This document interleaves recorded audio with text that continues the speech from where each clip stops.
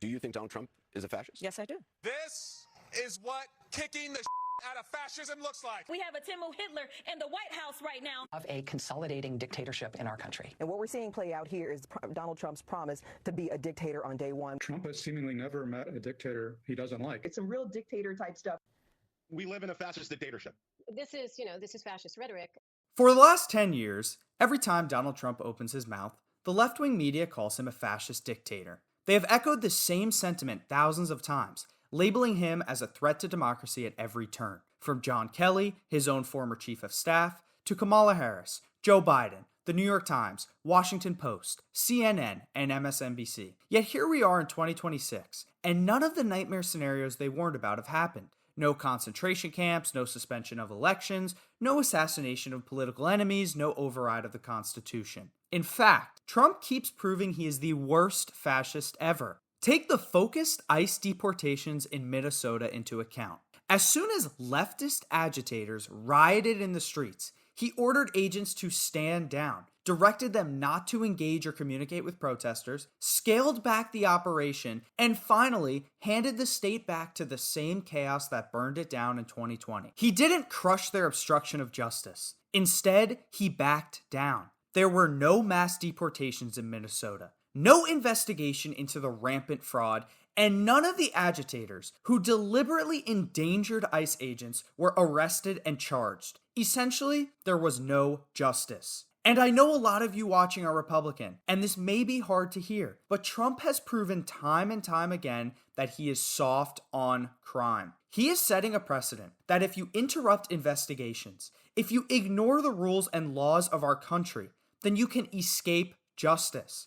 He lets sanctuary policies shield criminals while American cities turn into war zones, like in Chicago, where just last week, Venezuelan illegal immigrant Jose Medina, who was released into the country under Biden in 2023 and re-released after a shoplifting arrest, murdered an 18-year-old Loyola University student, Sheridan Gorman, just blocks from campus. Trump lets activist judges release repeat offenders who rack up dozens of crimes, like the Las Cruces man arrested more than 70 times since 2022. He lets California keep its no ID voting rules that make election integrity a joke and refuses to nationalize the National Guard or override sanctuary cities that openly defy federal law. That is not fascism. That is surrender to the very forces destroying this country.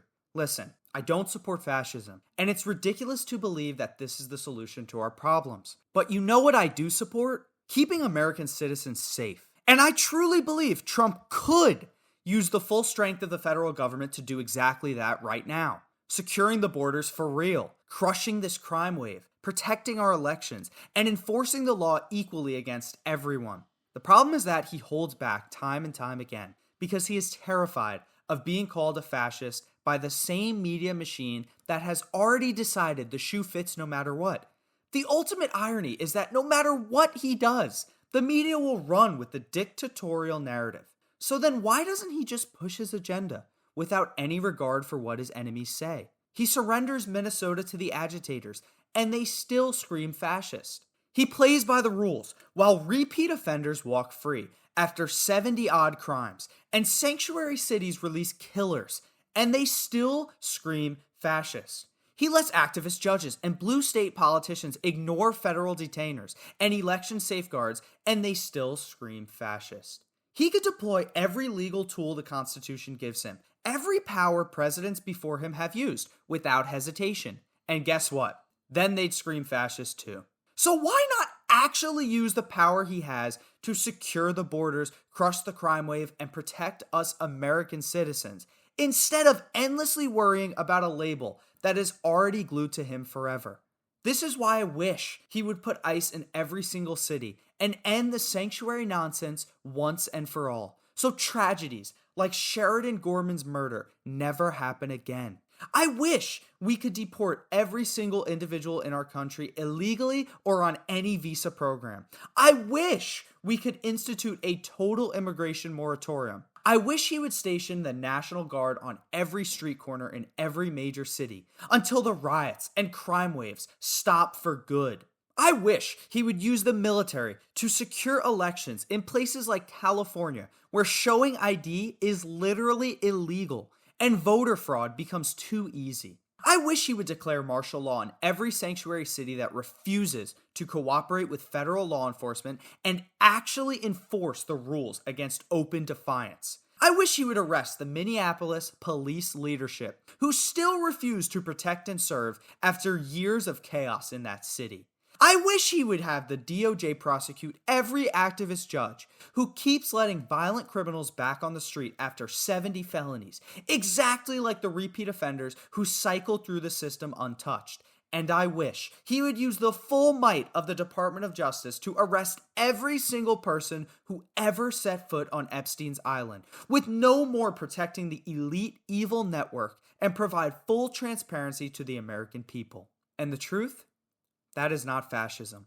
That is leadership, using the legitimate strength of government to save our country from chaos. And the irony is, Trump already knows they'll call him a fascist no matter what. So he might as well do it and actually fix this mess before it's too late. Thank you guys so much for watching another video. Please be sure to like, comment, share, subscribe. I respond to every comment and read every single one.